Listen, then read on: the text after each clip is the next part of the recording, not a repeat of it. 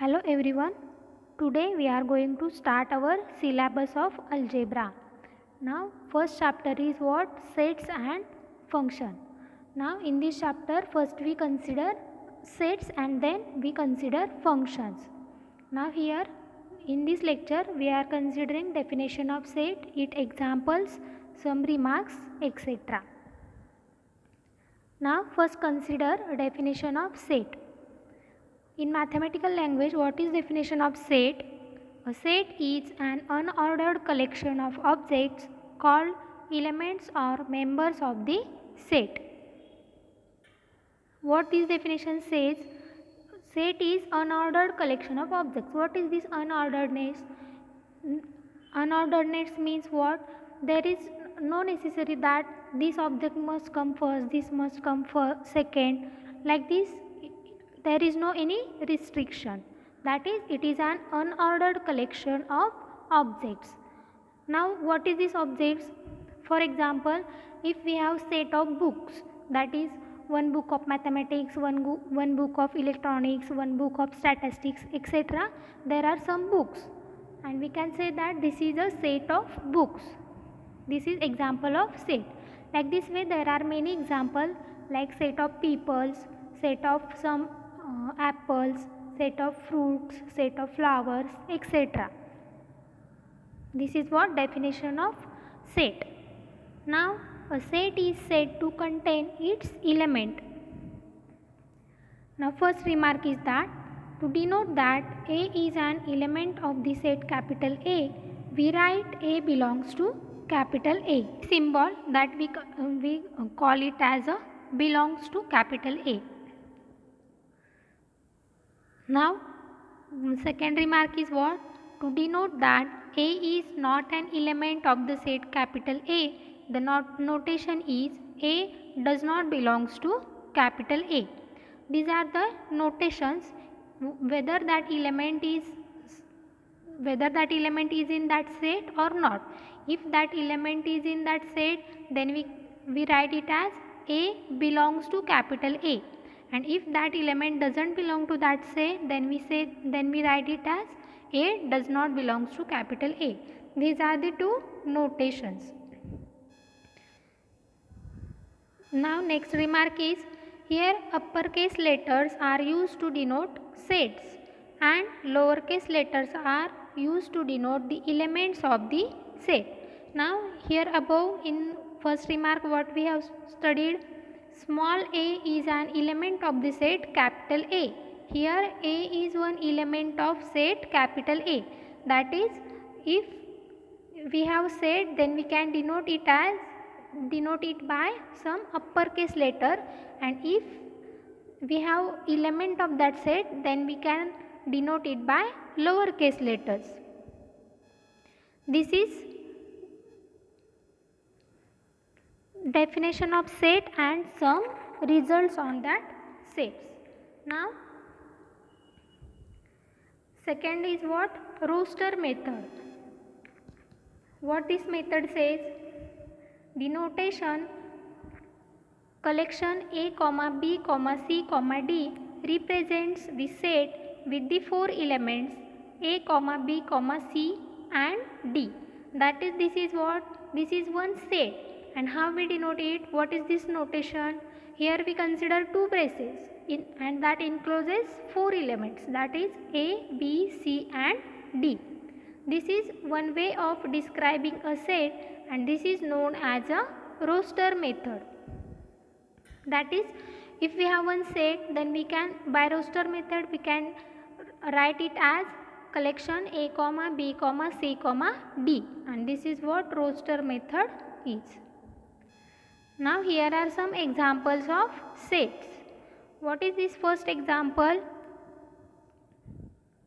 The set capital V of all vowels in the English alphabet can be written as capital V is equal to, if here we use roster method, then how we can write it?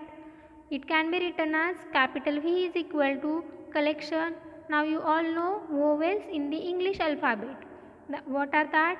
A, E, I, O, U. And in set format, how we write it?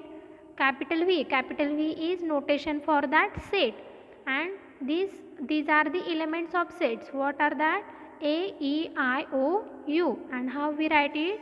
Capital V is equal to collection A, comma, E, comma, I, comma, O, comma, U. These are some unordered distinct elements of that set. This is first example. Now consider second example. The set capital O of odd positive integers less than 10 can be expressed as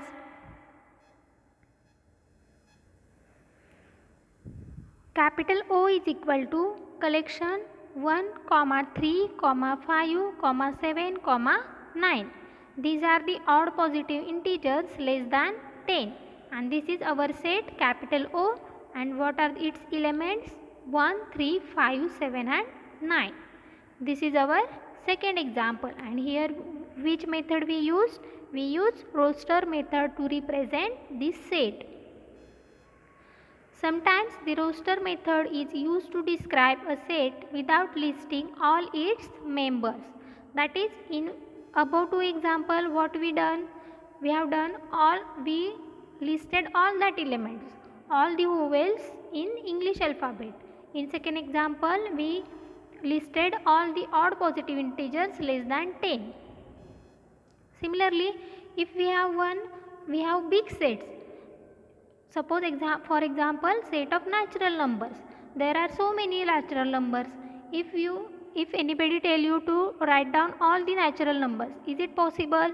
No, it is not possible. Therefore, how we write it? As capital N is equal to collection 1, 2, 3 ... and that is ellipses. What is that? Ellipses. Now, by using this ellipses,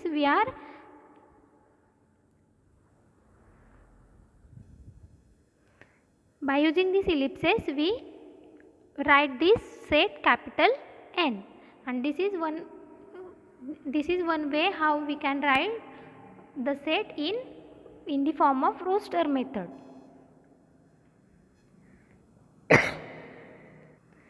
Now third example is the set of positive integers less than 100 can be denoted by collection 1, 2, 3 ... 99. This is one way how we can write a set. That is, here we write first 3 elements and last elements, and between that we write ... This denotes this all set of positive integers less than 100. These are some examples of sets. Now next is set builder notation. This is another way to describe a set. In first way, in roster method, what we have done? We listed all possible elements, and where there is no possibility of listing all that element, then we use that ellipses. Now in this method, how we can write a set? For example, the set of all odd positive integers less than 10 can be written as capital O is equal to collection all x such that, this slash means such that x is an odd positive integer less than 10. In roster method, how we write it? We consider all the elements or positive integers less than 10 and we listed it. That is, capital O is equal to 1, 3, 5, 7, 9. This is one way of writing a set. And in this set builder notation, how we write it? As we are not listing all the elements, but we consider set as collection x such that, and this collection, how is this collection? All that x is an odd positive integer less than 10. That is holding one property, and we collect it in encloses in braces. Or second is what? Capital O is equal to all x belongs to z plus such that x is odd and x is less than 10. This is one way how we can write the set of all odd positive integers less than 10. We often use this type of notation to describe sets when it is impossible to list all the elements of the set. For example, Q plus. What is Q plus? Q plus is set of all positive rational numbers. How we denote it? Q plus is equal to all x belongs to R such that x is equal to P by Q for some positive integer P and Q. This is the way how we write the set Q plus. These are some examples of sets and definition. Now next is some important boldface letters used in discrete mathematics. These are some, I listed some boldface letters, these are very important in our discrete mathematics. We are using this in whole course. Now first is what? Capital N is equal to singleton collection 0, 1, 2, 3 ... the set of natural numbers. Now in this book 0 is considered as a natural numbers, but there are some books where 0 cannot be considered as a natural number. But we have this book for our syllabus, therefore we consider capital N is equal to collection 0, 1, 2, 3 ... Now next is what? Z. What is this Z? It is the set of integers. And how we write it as? Z is equal to collection ... comma -2, comma -1, comma 0, comma 1, comma 2, comma ... This is the set of integers. Now next is Z plus. Z plus is equal to collection 1, 2, 3 ... the set of all positive integers. Now next notation is Q. Q is what? The set of all rational numbers, and how we write it as collection P by Q such that P belongs to Z, Q belongs to Z, and Q is not equal to 0. Why this Q is not equal to 0? Because we know that if P by Q is one number and if Q is equal to 0, and if here 0 is in denominator, and we know that in denominator 0 cannot be allowed because its value goes to infinity. Therefore how we write set of rational numbers P by Q such that P comma Q belongs to Z and Q is not equal to 0. This is the set of rational numbers. Next is the set of real numbers. It is denoted by letter capital R. Next is capital R plus is denoted by set of positive real numbers.